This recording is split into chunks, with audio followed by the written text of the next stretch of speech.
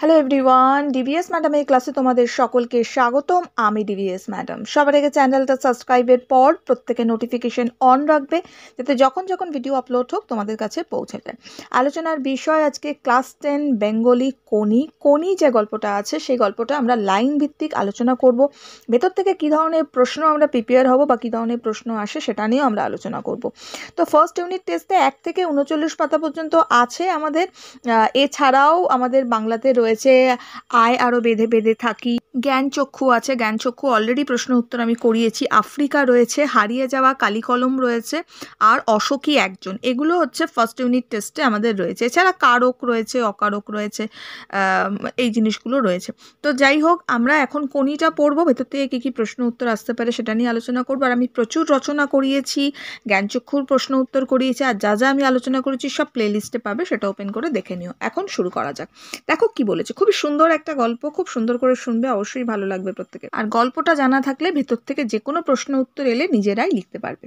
ওকে, তো যাই হোক, শুরু করা যাক। দেখো সবার প্রথমে কি বলেছে, আজ বারুনি, গঙ্গায় আজ কাঁচা আমের ছড়াছড়ি। বারুনি মানে কি? দেখো, বারুনি হচ্ছে একটা বিশেষ, আমরা বলতে পারি গঙ্গা স্নানেরই একটা পর্ব বিশেষ, একটা অনুষ্ঠান বিশেষ, যেটা শতভিসা নক্ষত্র বলে একটা নক্ষত্র হয়। তো শতভিসা নক্ষত্রে কৃষ্ণ চতুর্দশী তিথিতে একটা গঙ্গায় স্নান করা হয়, গঙ্গায় পুণ্যস্নান বলা হয়। তো গঙ্গায় যে পুণ্যস্নান করা হয়, পুণ্যস্নানের মাধ্যমেই যেটা গঙ্গায় স্নান করলে আমরা বলি না যে আমরা অনেক গঙ্গায় স্নান করলে অনেক পাপ ধোয়া যায়, তারপরে গঙ্গায় স্নান করলে পুণ্য অর্জন করা যায়। তো সেটাই, ওটা একটা পুণ্য স্নানাদি আর কি। তো একটা পুণ্যস্নান, সেই স্নানের যে একটা পর্ব, সেটাকেই বলা হচ্ছে বারুনি। তো বলছে আজ বারুনি, গঙ্গায় আজ কাঁচা আমের ছড়াছড়ি, ঘাটে থই থই ভিড়, বয়স্কদের ভিড়টাই বেশি। এই লাইনটা ভীষণ ইম্পর্টেন্ট। ঘাটে থই থই ভিড়, এর ওপর বেস করে কিন্তু অনেক প্রশ্ন আসে। কি আসে সেটা আমি পরে ডিসকাশন করছি, আগে একটু পড়ে নিই দেন। সদ্য ওঠা কাঁচা আম মাথার ওপর ধরে ডুব দিয়ে উঠেই ফেলে দিচ্ছে, ভেসে যাচ্ছে আম, কেউ বা দূরে ফেলছে। অর্থাৎ কি, সবাই স্নান করছে, তো ওই সময় কি করছে, আম আমরা দিই না গঙ্গাতে, যেমন আমরা জিনিসপত্র দিই, অর্পণ করা হয় না, তো ছুঁড়ে দেওয়া হয়, তেমনই কেউ নারকোল, কেউ আম, কেউ বা কেউ যে ফল সম্ভব, কেউ আবার পয়সাও দেওয়া হয়, তাই তো। তো সেটাই কি করছে, যে না, ওরা মানুষ যে স্নান করছে তারা আম দিচ্ছে, কেউ সামনে ফেলে দিচ্ছে, আবার কেউ দূরে ছুঁড়ে মারছে।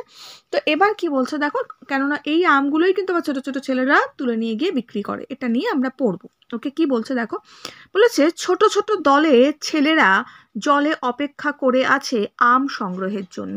কেউ গঙ্গার জলে দাঁড়িয়ে, কেউ বা দূরে ভেসে রয়েছে। অর্থাৎ কেউ জলের সামনে দাঁড়িয়ে আছে আম নিচ্ছে, কেউ বা দূরে ভেসে রয়েছে। আম দেখলেই হুড়োহুড়ি পড়ে যাচ্ছে। একসঙ্গে 2-3 জন চিৎকার করতে করতে জল তোলপাড় করে এগিয়ে যায়। যে পায় প্যান্টের পকেটে রেখে যায়, পকেটটা আমে ভরে গিয়ে ফুলে উঠলে জল থেকে উঠে ঘাটের কোথাও রেখে আসে। সেই আমে হাত দেওয়ার সাধ্য কারো নেই। পরে আমগুলো ওরা বিক্রি করে পথের ধারে পথের ধারে বসা বাজারে অনেক কম দামে। অর্থাৎ কি বলছে এখানে, যেই যে মানুষ স্নান করছে তারা কি করছে, আম কেউ কেউ ছুঁড়ে দিচ্ছে, যেটা তারা মা গঙ্গাকে, দেবী গঙ্গাকে বা মা গঙ্গাকে যেটা অর্পণ করছে, সেটাই কি করছে, ছোট ছোট ছেলেরা কি করে, গঙ্গার ধারে গেলে অনেক সময় আমরা দেখতে পাই সেই জিনিসটা।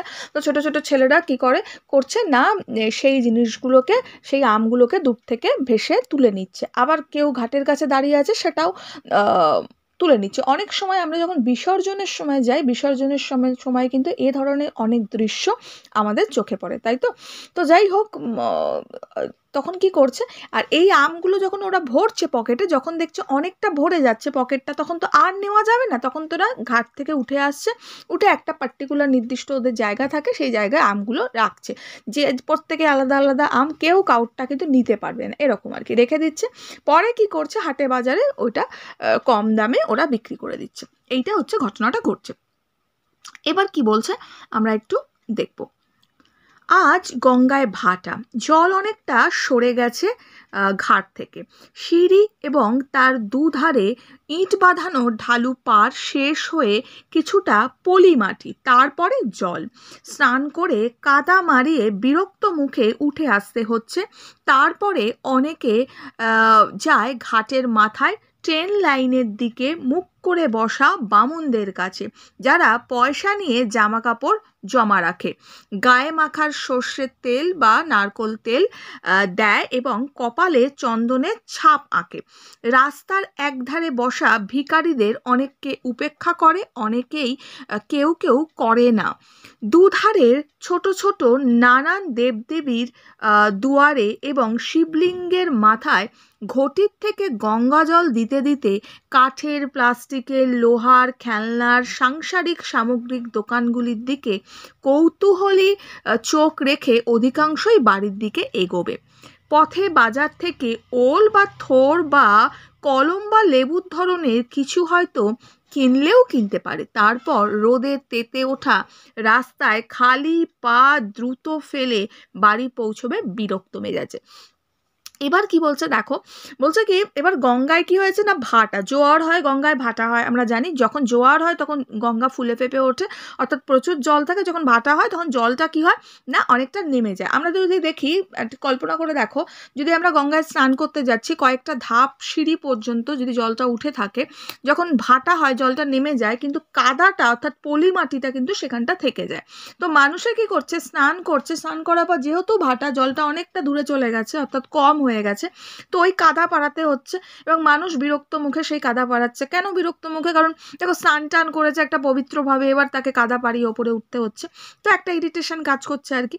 তো যাই হোক, সেটা করে স্নান করে উঠে আসছে। এবার জামা কাপড় কি করে মানুষে, অনেকে ওইখানে কি আছে না, রেল লাইনের ধারে ওখানে কিছু বামুন থাকে, যারা কি করে না পয়সা নিয়ে জামা কাপড় জমা রাখে। যেমন আমরা জুতো জমা দিই না মন্দিরে যাওয়ার আগে, বা কোথাও যখন যাই আমরা জুতো জমা রাখি, হয়তো 5 টাকা নিচ্ছে, 10 টাকা নিচ্ছে, দিয়ে জুতো জমা রাখছি, তেমনই ওরকম জামা কাপড় জমা রাখে। আবার তারাই আবার সর্ষের তেল বা নারকোল তেল দিচ্ছে মাখার জন্য। সেটা নিয়ে মানুষে কি করছে, জামা কাপড় জমা রেখে যায় তাদের কাছে, আবার যখন ঘাট থেকে ওঠে জামা কাপড় নিয়ে চলে আসে। ওকে, আবার কি করছে, রাস্তার পাশে কিছু ভিখারিরা বসে আছে, কিছু ভিখারিরা বসে আছে, কেউ তাদের উপেক্ষা করে, কেউ বা করে না। মানে কি, এই ভিখারিদের সবাই তো আর ভিক্ষা দেয় না, কেউ তাদেরকে হয়তো চান টান করেছে, তারা একটুখানি ভাবছে না একটু ভিখারিকে একটু ভিক্ষা দান করি, তারা একটু দান ধ্যান করছে, করে আবার চলে যাচ্ছে। কেউ আবার ওসবে করছে না আর কি, ওসবে ধার ধারছে না আর কি, তার যে যার মতো নিজের মতো বাড়ির পথে চলছে। এবার ছোট ছোট কি করছে, নানান দেবদেবী রয়েছে, ছোট ছোট গঙ্গার পাশ থেকে দেবদেবীর মন্দির রয়েছে বা দোয়ার রয়েছে, সেখানে কেউ মাথা ঠেকাচ্ছে, ওকে, সেখানে কেউ নমস্কার করছে। আবার কি কেউ গঙ্গা জল চড়াচ্ছে, শিবলিঙ্গের মাথায় গঙ্গা জল চড়াচ্ছে, ঠিক আছে।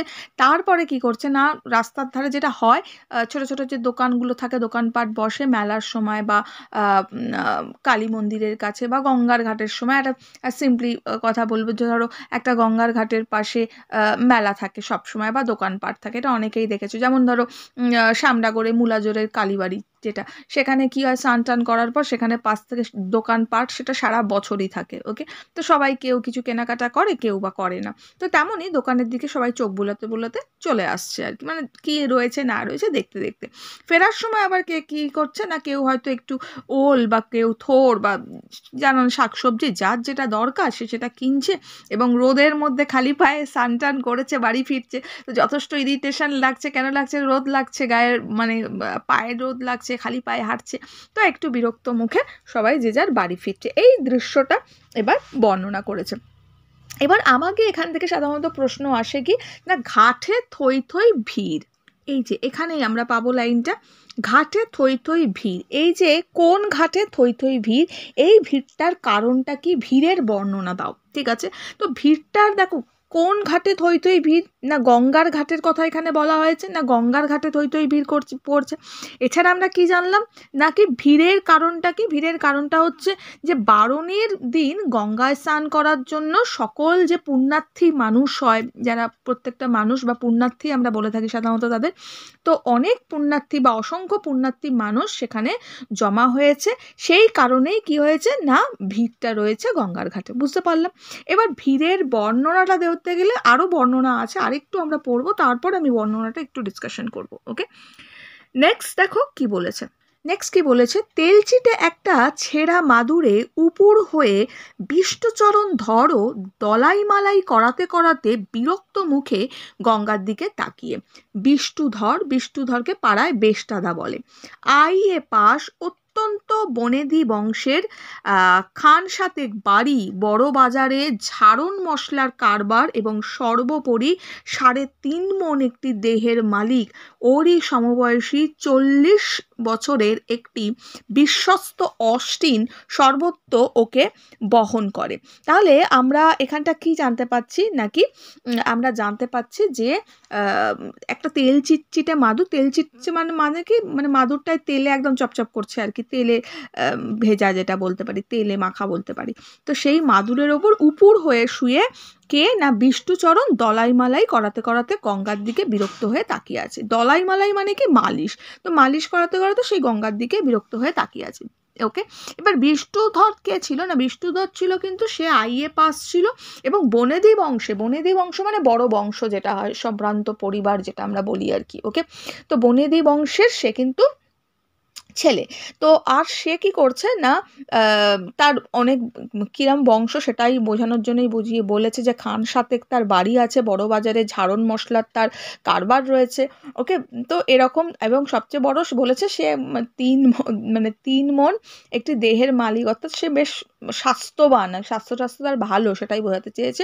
আর সমবয়সী তার সঙ্গে একজন থাকে যে সর্বত্র তাকে পাহারা দেয় বা তাকে ঘিরে থাকে, সেই জন্যই বলেছে একজন বিশ্বস্ত অস্টিন সর্বত্র তাকে কি করে না বহন করে। নেক্সট বলেছে, বিষ্ণুধরের বিরক্তির কারণ 15 দূরের একটা লোক। তাহলে আমরা পড়েছিলাম যে দলাই মালাই করতে করতে সে বিরক্ত মুখে গঙ্গার দিকে তাকিয়েছিল। তো তার বিরক্তির যে কারণটা সেটা এবার আমরা কিন্তু জানবো।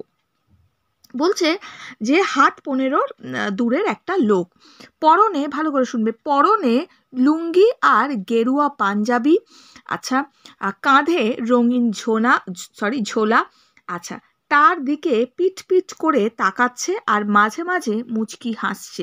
বিষ্টু বুঝতে পেরেছে লোকটা হাসছে তার দেহের আয়তন দেখে, অর্থাৎ সে তো বেশ হুষ্টপুষ্ট, মানে মোটাসোটা, তাকে দেখেই হাসছে আর কি, সেই জন্য সে বুঝতে পেরেছে।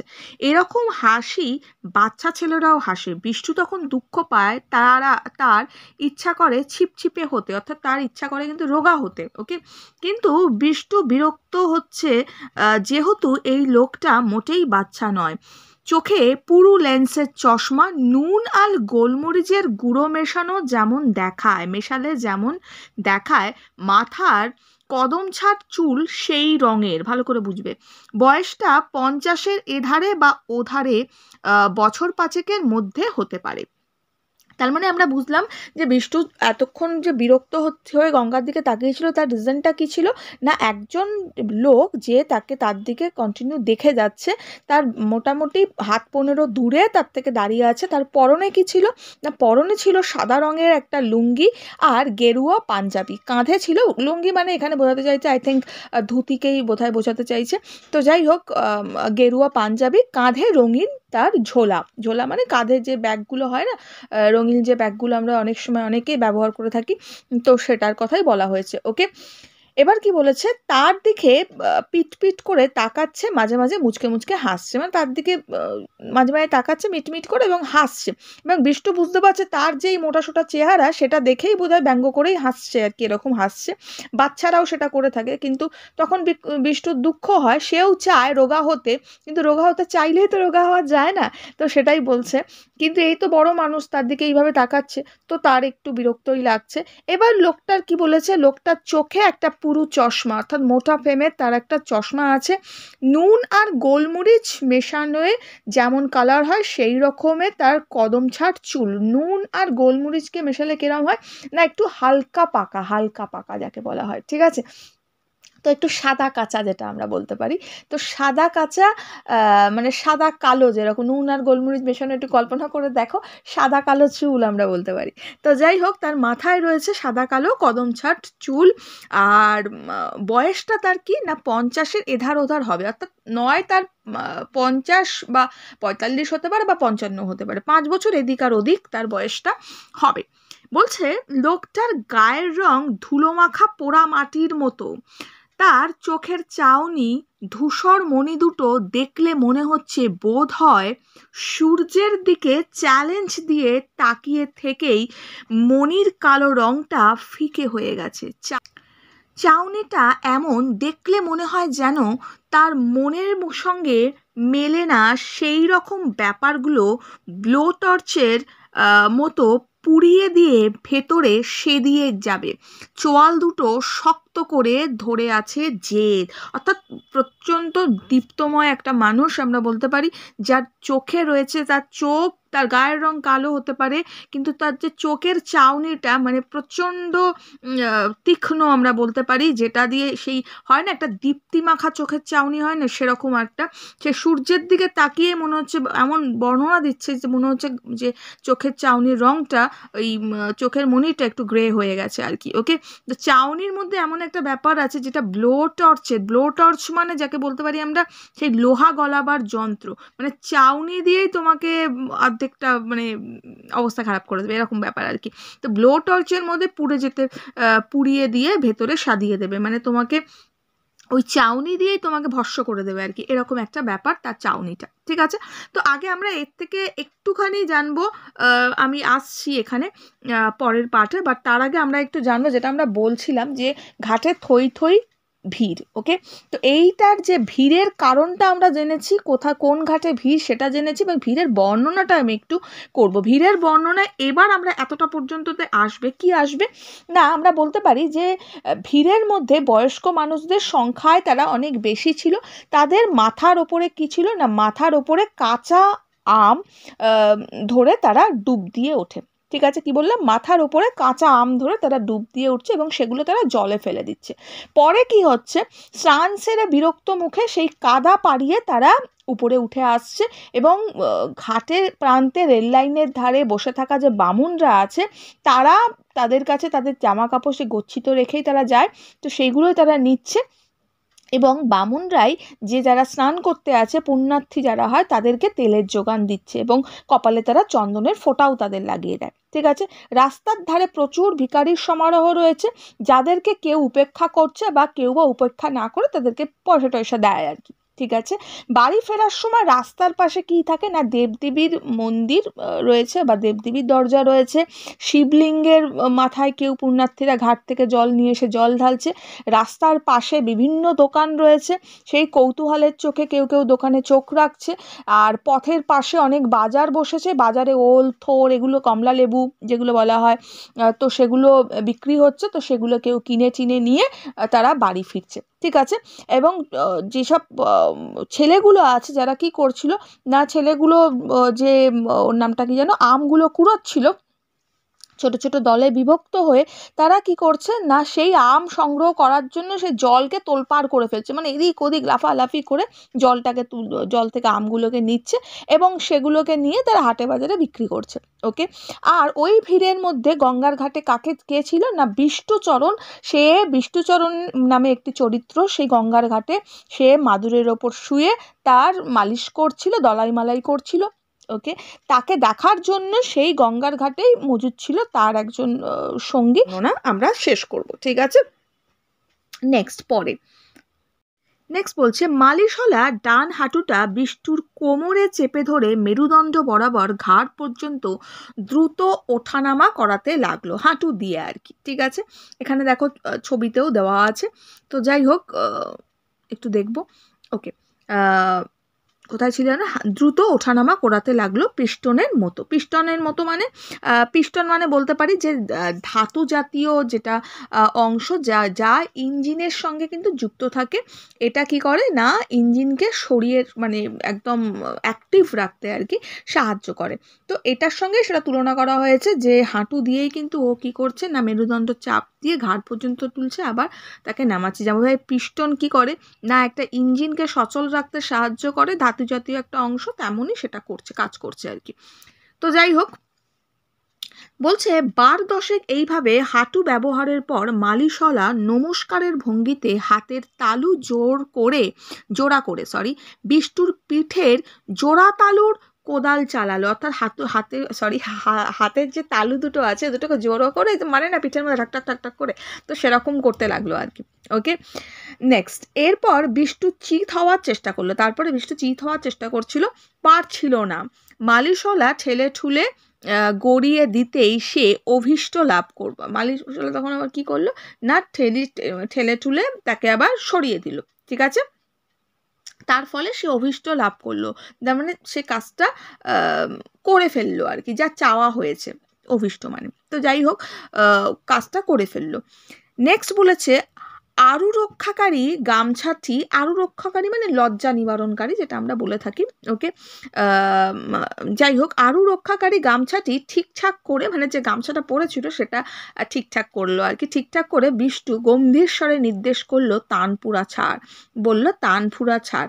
মালিশলা 10 আঙুল দিয়ে বিষ্টুর সারা শরীরের চর্বিগুলো খপাখপ খামচে টেনে টেনে ধরে ছেড়ে দিতে লাগলো। অর্থাৎ তানপুরা ছাড়, এটা তানপুরা বাজাতে বলেনি কিন্তু, বলেছে বডিতেই আর কি, ওর বডিতেই আর কি ওই ধরে ধরে খামচে খামচে আর কি মাসাজ দিতে বলেছে আর কি। তো সেটাই বলছে তানপুরা ছাড়, তো ওইটা নাম দিয়েছে তানপুরা ছাড়। তার ফলে ওকে আবার কি করছে, যে শরীরের যে চর্বিগুলো সেগুলোকে খামচে খামচে তুলে তুলে ছেড়ে দিচ্ছে। ওকে, আচ্ছা, নেক্সট তবলা বাজা। মালিশলা 10 আঙুল দিয়ে বিষ্টুর গলার থেকে কোমর অবধি ধপাধপ চাটাতে শুরু করলো। চোখ বুজে প্রবল আরামে নিঃশ্বাস ফেলতে গিয়ে তার মনে হলো লোকটা নিশ্চয়ই এখন ফ্যাক ফ্যাক করে হাসছে। বিষ্টু তখন খুবই বিরক্ত বোধ করে বলল, সারেগামা কর। আবার তখন তবলা বাজাতে বলেছিল, তবলা বাজাতে মানে মালিশের নমুনা আর কি, তবলা বাজাতে বলছে। তখন যেই বলেছে তবলা বাজা, তো তবলা বাজানো কীভাবে বাজালো না, সেই আঙুলগুলো দিয়ে বৃষ্টির গলা থেকে কোমর পর্যন্ত ধপাধপ করে চাটাতে শুরু করলো আর কি, চাটি মারতে শুরু করলো, যাকে বলে চাটাতে শুরু করলো। ওকে, আবার লোকটা চোখ বুঝেছে, তখন চোখ বুঝে তখন কি ভাবছে, চিন্তা করছে, বিষ্টুচরণ আর কি চোখ বুঝেছে, চোখ বুঝে চিন্তা করছে বোধহয় ওই যে লোকটা যে আমাকে দেখছিল সে বোধহয় এখন আমাকে দেখে হাসছে, তো আরও বিরক্ত বোধ করছে। তারপরে বলল কি, যে বিষ্টুচরণ ওকে বলছে যে এবার সারেগামা কর, এবার সারেগামা বাজাতে বলছে আর কি, নিজের বডির ওপর আর কি, মানে মাসাজ আর কি দিতে বলছে। তো মালিশলা নির্দেশ পেয়েই আঙুলগুলো দিয়ে হারমোনিয়াম বাজাতে লাগলো বিষ্টুর সর্বাঙ্গে। আঙুলগুলো শরীরে কিলবিল করার সুরসুরি লাগছিল। তারই প্রতিক্রিয়ায় চর্বি থলথল করে কেঁপে উঠতেই বিষ্টু শুনল খুক খুক হাসির শব্দ।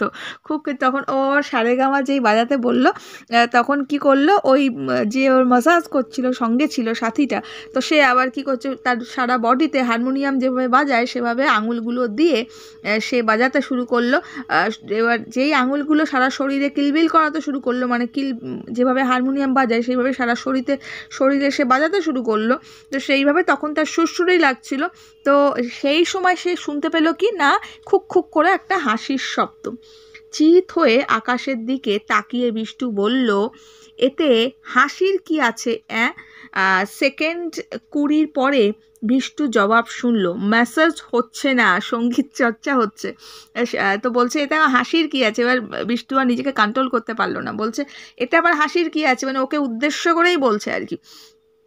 তো খানিকক্ষণ পরে এর জবাবে শুনতে পেল কি, মাসেজ হচ্ছে না, সঙ্গীত চর্চা হচ্ছে। কি হচ্ছে জিজ্ঞেস করে, মাসেজ হচ্ছে না সঙ্গীত চর্চা হচ্ছে, হয় না, প্রশ্ন করে না, তো সেভাবে করলো।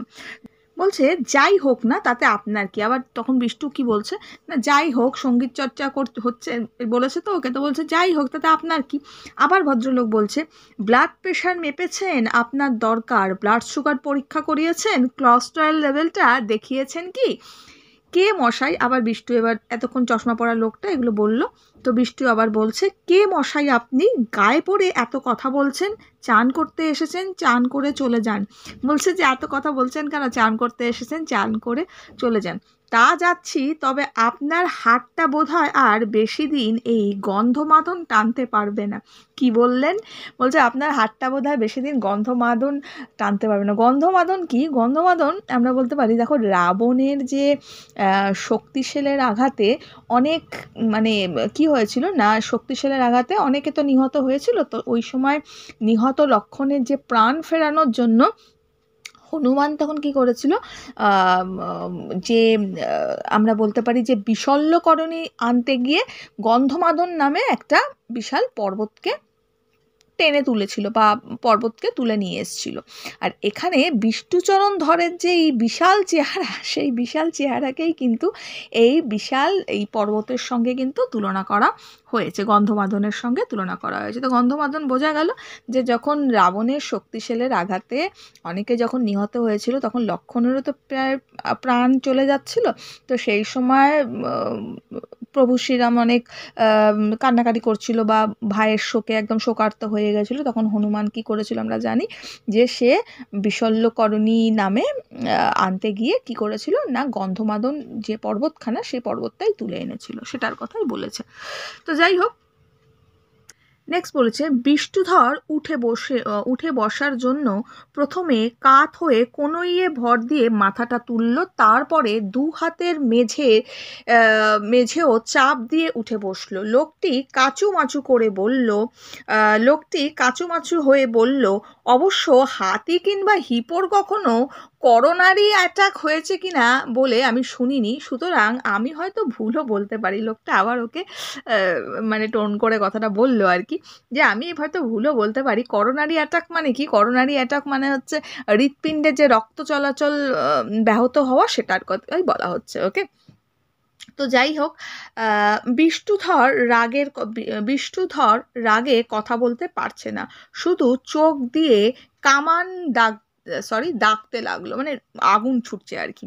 লোকটি পাঞ্জাবি খুললো, লুঙ্গি খুললো, ভিতরে হাফ প্যান্ট। অবশেষে বিষ্ণুধর কোনো ক্রমে বলল, আপনাকে কি বলবো ভেবে পাচ্ছি না। লোকটা বলছে, আমার বউও ঠিক কথাই বলে, আপনি একটা ননসেন্স বলতে চেয়েছে বোধহয়।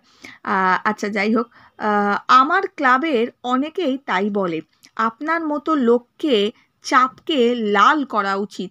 লোকটি আবার ছেলে মানুষের মতো পিট করে তাকালো। আচ্ছা, আমি যদি আপনার মাথায় চাঁটি মারি, আপনি দৌড়ে আমায় ধরতে পারবেন? তখন লোকটা বলছে আর কি, চশমা পরা লোকটা, আমি যদি আপনার মাথায় এখন চাঁটি মারি, আপনি কি দৌড়ে আমায় ধরতে পারবেন? হ্যাঁ, কথাগুলো বলেই লোকটি এক জায়গায় দাঁড়িয়েই ছোটার ভঙ্গিতে জগিং শুরু করলো। ওকে, অনেকে তাকালো, অনেকে ভাবলো পাগল।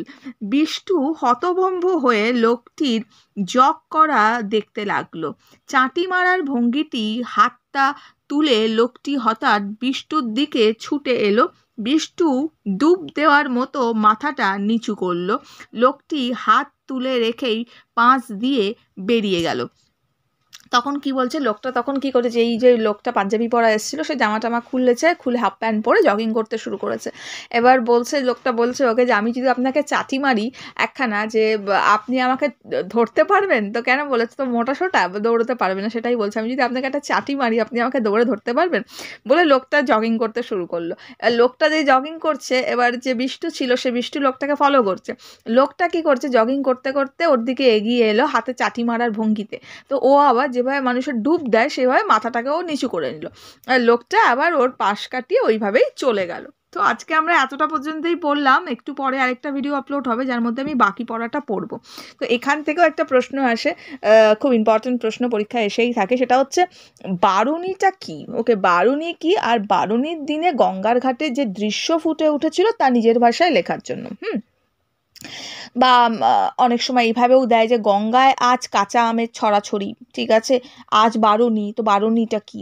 তো যাই হোক, তো বারুণীটা কি? অ্যাকচুয়ালি বারুণীটা আমি বললামই তোমাদের, যে শতভিষা নক্ষত্রে কৃষ্ণ চতুর্দশী তিথিতে এই পুণ্যস্নান ইত্যাদির দ্বারা পালন করা একটা বিশেষ প্রথা, যার নাম হচ্ছে বারুণী। ওকে, এই দিনে কি হয় না, মনস্কামনা পূর্ণর আশা নিয়ে গঙ্গা দেবীর উদ্দেশ্যে কাঁচা ফলকে দান করা হয়ে থাকে, এটাই হচ্ছে বারুণী। আর বারুণীতে কি কি ঘটনা ঘটেছিল, এর আগের প্রশ্নটা যেমন আমি বলেছিলাম যে ভিড়ের যে বর্ণনা দাও শ্রী গঙ্গার ঘাটে, তো সেই বর্ণনাটাই এখানটা দিতে হবে। আর সঙ্গে এই যে লোকটা, ভদ্রলোক যে আমরা জানতে পারলাম ভদ্রলোক সম্বন্ধে, সেই ভদ্রলোকের বর্ণনাটাও দেব, অর্থাৎ যে ক্ষিতিশ সিংহের কথা আমরা জানলাম, তো তার বর্ণনাটাও কিন্তু আমরা তুলে ধরবো। যাই হোক, এখনের জন্য এটুকু। একটু পরে দেখা হচ্ছে নেক্সট ভিডিওতে। ভিডিওটা বেশি থেকে বেশি লাইক শেয়ার করো, যাতে নিজেদের ক্লাসের ভিডিও ভিডিওটা বেশি পাও। খুব ভালো থেকো।